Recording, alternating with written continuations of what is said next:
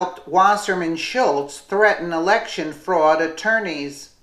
The Awan brothers aided former DNC chief Debbie Wasserman Shultz in making threatening voice-modulated phone calls to attorneys suing the DNC for election fraud. Lieutenant Colonel Tony Schaefer told Fox News that Shultz ordered the Awan brothers to scare off the lawyers due to the threat they pose in exposing widespread election fraud committed by the Democratic Party in 2016. Disobedientmedia.com reports, if substantiated, the claims may have significance for the DNC fraud lawsuit proceedings and add to the growing controversy surrounding the recent arrest of Awan on bank fraud charges. Jared Beck, an attorney litigating the DNC fraud lawsuit, noted on Twitter. Jared Beck, according to DNC counsel on record in DNC fraud lawsuit, voice change call to Beck and Lee was referred to Capitol Police. According to Fox, the Awan brothers helped Debbie Wasserman Shultz make voice change calls. Disobedient Media previous coverage of the DNC fraud lawsuit discussed ominous phone calls received by the Beck's offices. The individual called the Becks using a voice modulator with a caller ID corresponding to the Adventura offices of Debbie Wasserman Shultz. The Becks' referral to the ominous phone calls to the D.C. Capitol Police is potentially extremely significant in terms of both the DNC fraud lawsuit and the degree to which Awan may have engaged in potentially illegal activity while serving in his role as an IT staffer. This came after a string of concerning events surrounding the suit, which eventually resulted in the Becks unsuccessfully seeking legal protection for themselves and others involved in the suit. The former DNC chairwoman's representative denied the call had been made by Shultz or an associated party, even though they have the confirmation of that call being from Wasserman Schultz's offices. And also notice that the Becks were unsuccessful seeking legal protection because anybody related that's going against the DNC, there's a problem there.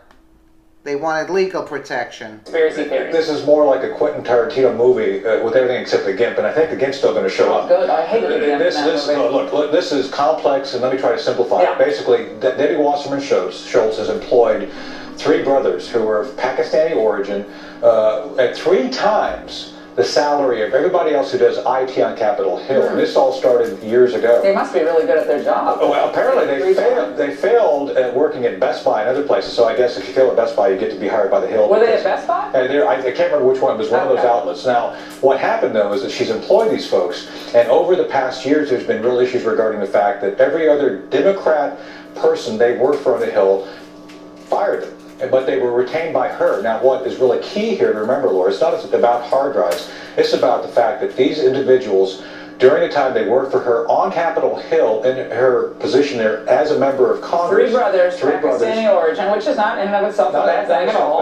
Had massive access to all sorts of databases, to include email of other members of Congress, super user access to the system itself, and most importantly, the sensitive information being held by the House Foreign Affairs Committee and other committees that they had access to.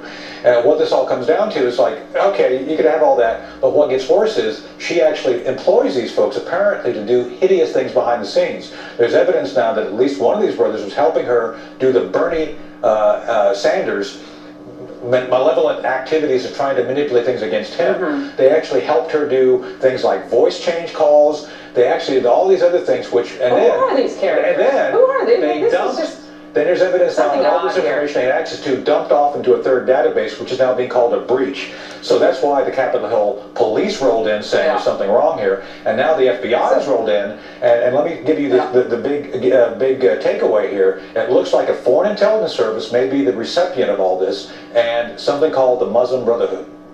So, whoa, the Muslim Brotherhood and Brotherhood. oh, they're going to really say it's Yes. conspiracy theory Really now. conspiracy now, but that's where apparently all this has been going in law enforcement. That's why the FBI is now investigating beyond the Well, water. these brothers have been kicking around Capitol Hill in various capacities for IT, Right. but they essentially were blacklisted by most of the other Democrats, correct? Right. But yet she found it. She gave them a home. She gave them a home. Interesting. And they actually suspended most of their access in February of this year, and she kept them on anyway. So she's just a very nice person. Apparently the jobs program. I guess at the that $300,000 being kicked over to Pakistan finally was the straw that broke the camel's back. But his wife is gone. She's safely over there in Pakistan.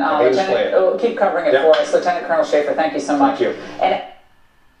Yeah, so once they mentioned the Muslim Brotherhood, that was a problem. It would be considered a conspiracy theory.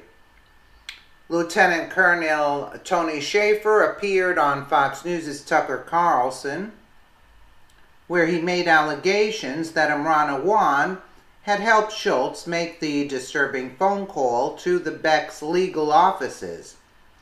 Schaefer also discussed concerns regarding sensitive information that the Awans were privy to during their employment by the DNC.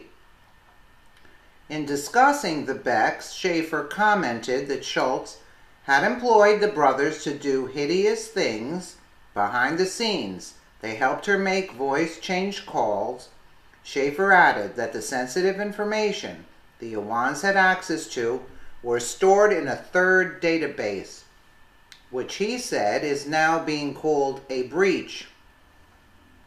If it is confirmed that the Awans helped Shultz contact the law offices of the Becks, this could have significant implications for the DNC fraud lawsuit.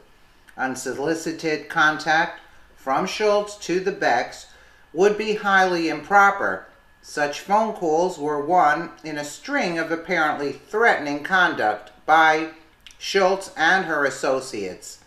The former DNC chair was reported to have threatened the U.S. Capitol Police Chief with consequences in a heated exchange after he refused to surrender a laptop seized from Imran Awan.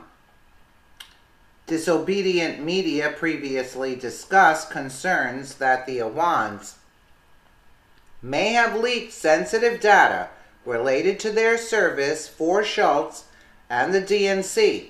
Schaefer alleged that a foreign intelligence service may have been the recipient of the leaked information, referring specifically to the Muslim Brotherhood, which he speculated was what had prompted FBI involvement in the case beyond the initial wire fraud charges.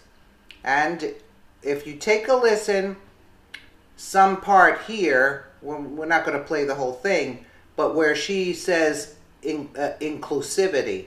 You know, this is a takedown of America with the Muslim Brotherhood. There really has been a challenge right here that the Capitol Police has faced systemically with diversity. You see that? Diversity in your leadership, diversity in recruitment.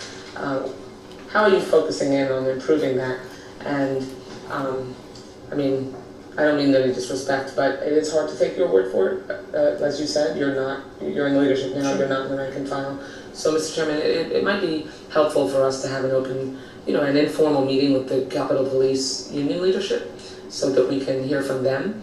We don't have to do it in a hearing, but it would be, I think, good for members to hear from the union leadership. We have done that from time to time, and give them an opportunity without the Capitol Police leadership here to talk to us about, some of their challenges. But certainly, but diversity has been a problem. We have a great diversity officer. Now, in other words, you see how the pieces of the puzzle are all coming together. Diversity, she's talking about diversity. Here we're being, the American government has been infiltrated by the Muslim Brotherhood, and we're talking about diversity. Do you see that the potential threat that this causes the American people? And we're talking about diversity and giving them access to, so what are we fighting wars for? What is all this? So it's a big joke. Okay, let's take a listen here. She comes to us from the private sector, and she's done a lot of work with municipalities, particularly in New York City. We have, what I think we do is we include people. I think we Do you have goals? Do you have goals to increase diversity? Absolutely. We want to broaden our... Yeah, let's increase diversity so we can be overrun. That's the whole point. And then here she's telling him consequences. What about the consequences? It is not. She's going to be... my understanding, the Capitol Police is not able to confiscate members' equipment when the member is not under investigation. The member is not under investigation, yeah, but he is under investigation now. Is their equipment, and it's supposed to be returned. Well, I think there are extenuating circumstances in this case, and I think that, you know, working through my counsel and the necessary personnel, if that in fact is the case, and with the permission of through the investigation, we will return the equipment. But until that's accomplished, I can't return the equipment. I think you're violating the rules when you conduct your business that way, and should expect that there will be consequences. I yield back. Did you see the arrogance in her? The total arrogance. These people are dangerous.